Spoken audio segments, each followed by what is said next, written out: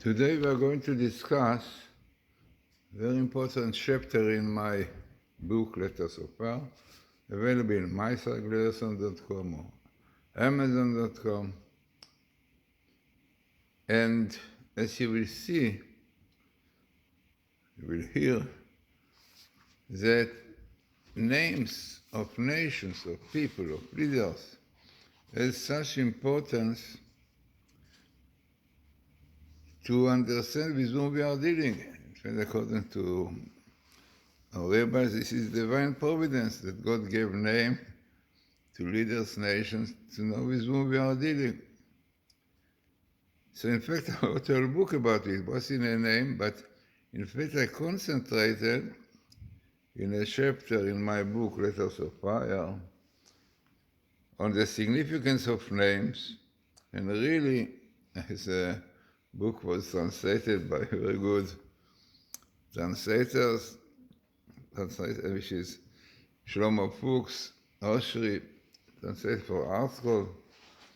So beautifully, really, he explains what is behind names. So in fact, as can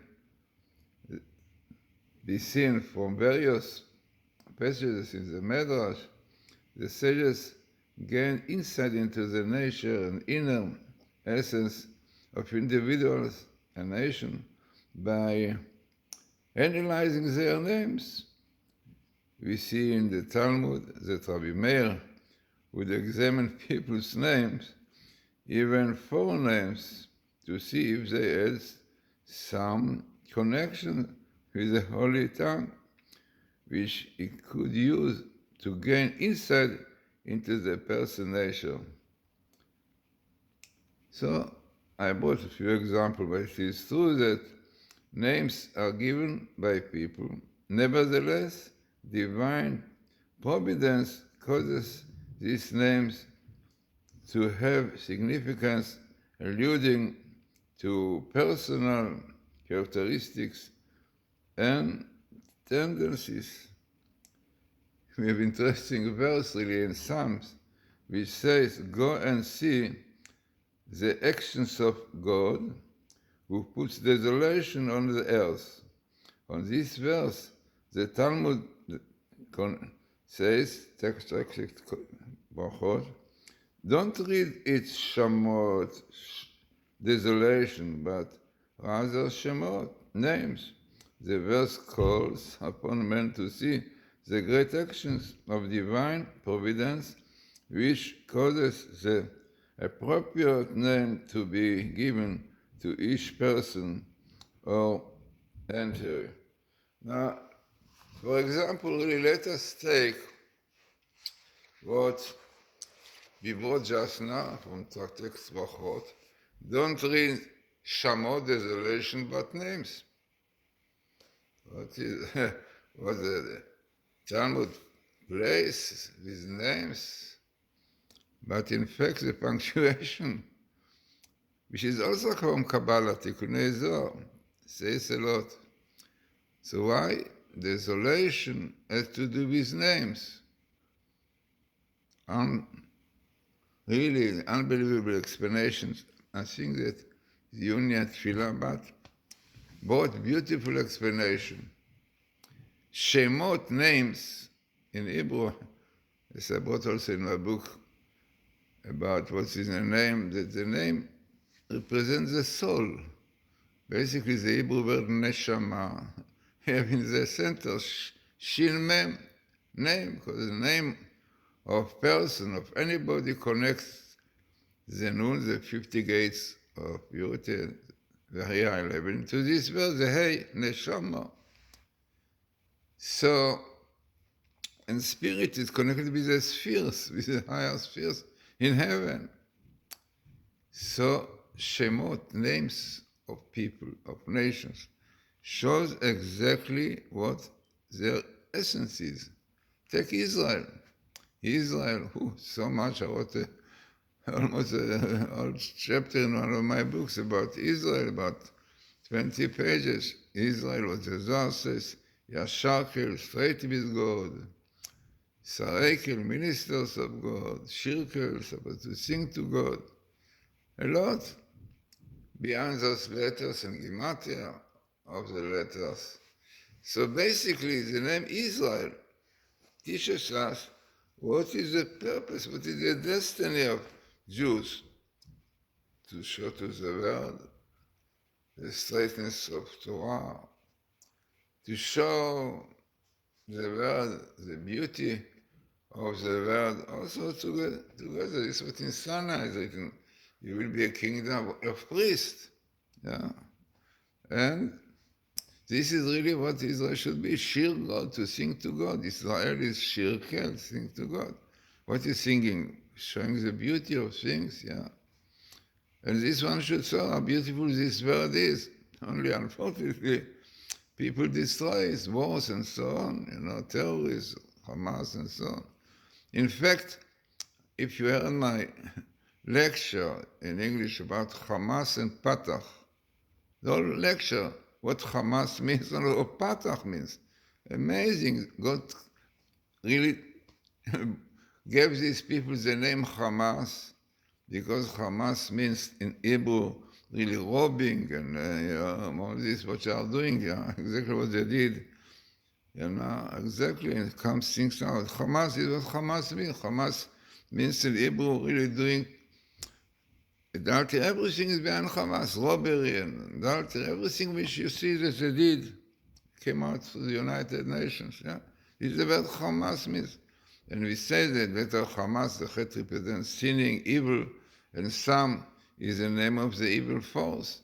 And Fatah is the same thing. Fatah also has the Chet sin, and Pat also Pat is a numerical value of the evil force of Lilith. I mean, all this, so much to learn from this in the whole lecture about these names that God really gave us Hamas. So funny that Hamas really and Fatah, those evil forces comes in their names.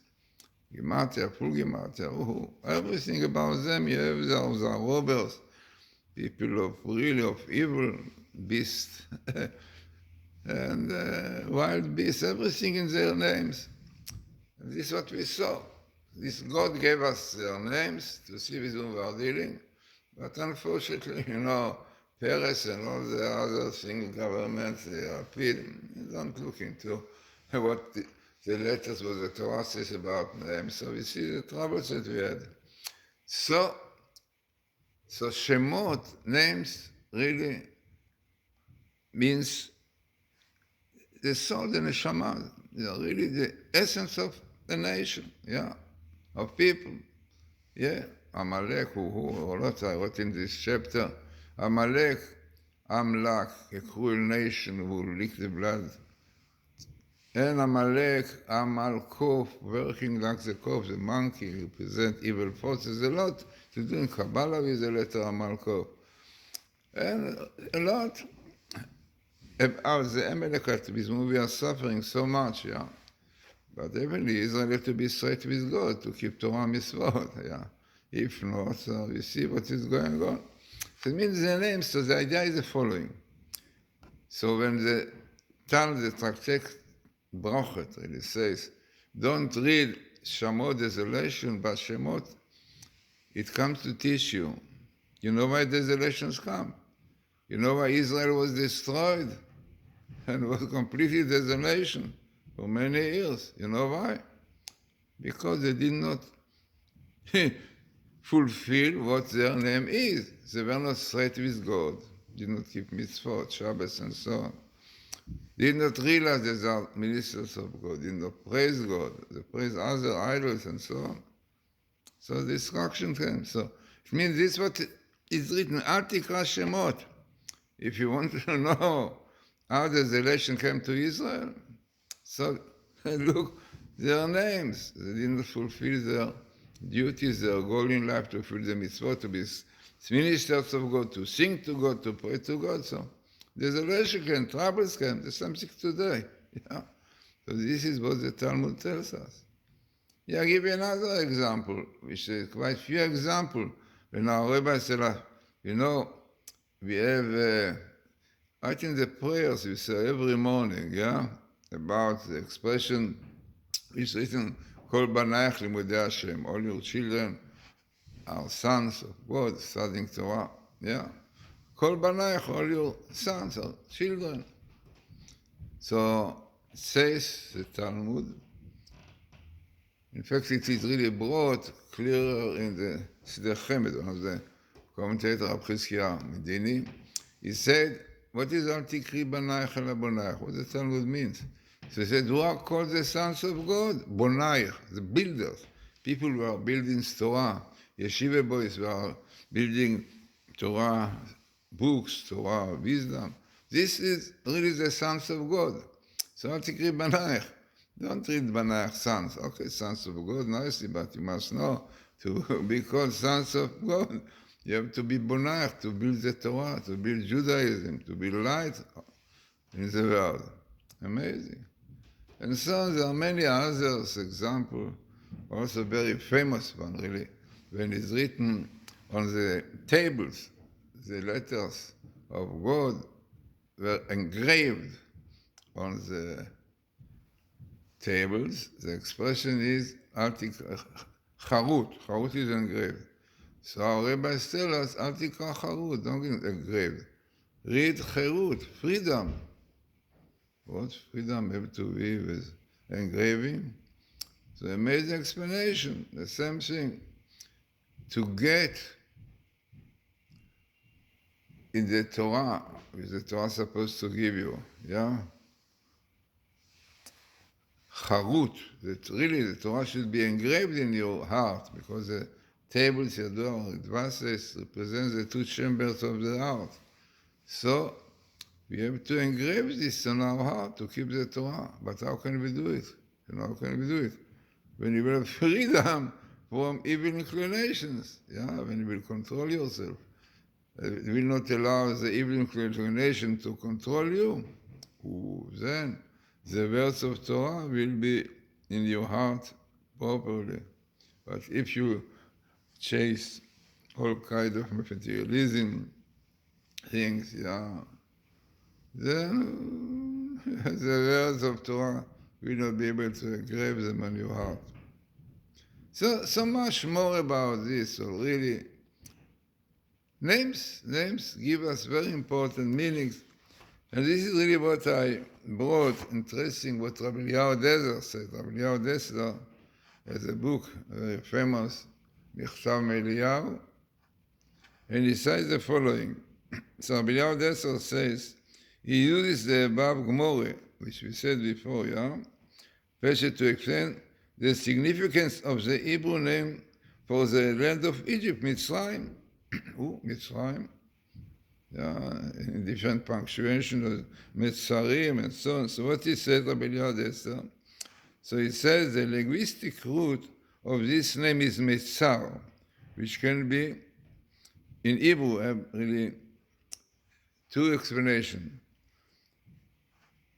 One is difficulty, difficulty, something difficult, tsar, Metzar, something difficulty. And also border, Metzarim are borders. This is Metzar, which can mean both difficulty, meaning very famous in a verse in Tehillim, we say in Rosh Chodesh prayer, Mina Metzar Karati, from the troubles, difficulties that we had, I call God to help us. So the difficulty, So this name is appropriate for the sages characterized Egypt by saying that no slave ever escaped from that land. This was the situation when Jews came in, they could not go out. The sages' statement depicts not only the strong border that Egypt possessed, but also the oppressive treatment its inhabitants received. Amazing. So this is Metzarim borders, and Tzarot, Soros, all of the same root really. And this was Egypt in the past. Today maybe a little different, but still, not simple to deal with them. The king of Egypt, for example, is called Pharaoh. No, Pharaoh. This name also is derived from the same root of parua, wild. Wild. Unrestrained. He threw off the yoke of self-control, leaving himself open to very heavy appetite and urge. The Kabbalistic points out that the letter Paro also are the same letter like Oref, the neck. This means that Pharaoh was a very stiff-necked one, as his nature, and it was shown by his refusal to accept the authority of Hashem, of God. Okay, Parua, by the way, also have the Gematria of America, no? Oref, 280, 55, America. No, also quite wild. Wild means open glass, only Hollywood, films, all this. Exactly what Parua means. So much more, about names which I brought in my book, Letters of Fire, the Melech Enomi, and Amalek, so much about Amalek, them. Amalek, and the Amalek reveals this nation, murderous nature, and their burning desire to annihilate Israel. There's many Medrash Tanchuma, all these Medrash long time ago, note that the name can be broken down into Amlak. Amlak. First part of this word is Am, means people, nation. The second part, Lak, is a root meaning to lick, like, English and Hebrew. I wrote a book that English came from Hebrew. You can see it in my site, Hebrew Source of Language, and you can see it also in Amazon.com. Hebrew Source of Languages. I bought a lot of Isaac Moseson book, academic, which clearly proves that Hebrew was a source of languages, and in fact there are some universities in the state, it is known, you can check, who agree that really Hebrew was a source of languages. You can see in my book, it was translated beautifully, and clearly you will see that this is the truth. So Amalek is the people that wants to lick the blood of Israel, as a dog licks the blood of its victim. In both Medrash and Kabbalah, Amalek are compared to a dog. Another Medrash states that Amalek is like a whip, whose function in the world is to give a lashing to the Jewish people for their sins. Unfortunately, not so convenient to hear, but this is a fact. This Midrash sees in the name Amalek the word Am-Malkeh, a nation of people that lash. Unbelievable. According to Shem Mishmuel, very important book, on this idea, he says that the analyzed Amlak refer to Kal, the root of Kalkal.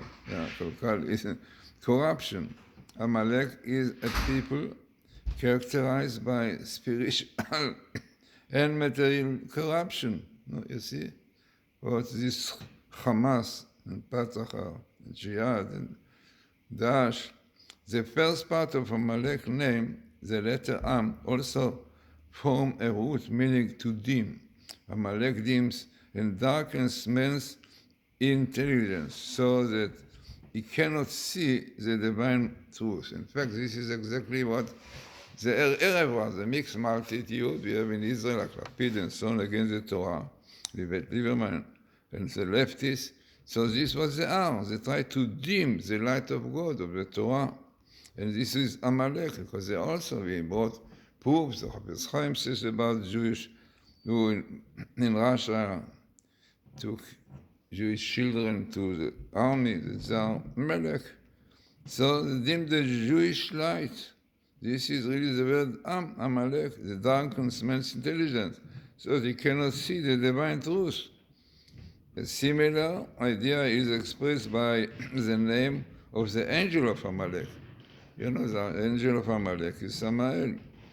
His essential nature is to blind the meaningless samot, some people, so that they cannot see God's presence in the world. Thus, the first part of the name Amalek refers to their desire to destroy the Jewish people spiritually.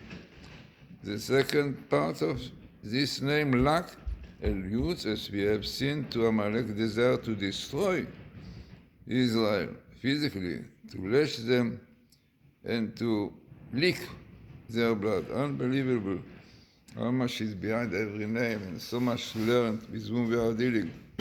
But but people don't believe in the Torah, the government, the leftists.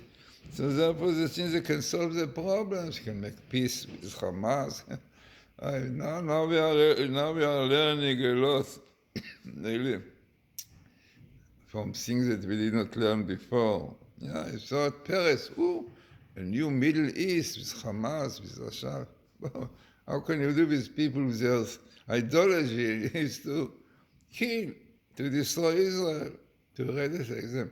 In fact, you can see, in a few days ago, a law of the Islam law that Israel are conquerors and they deserve death, young and old. No, you want to make peace with these people? What Israel, Jews are conquerors.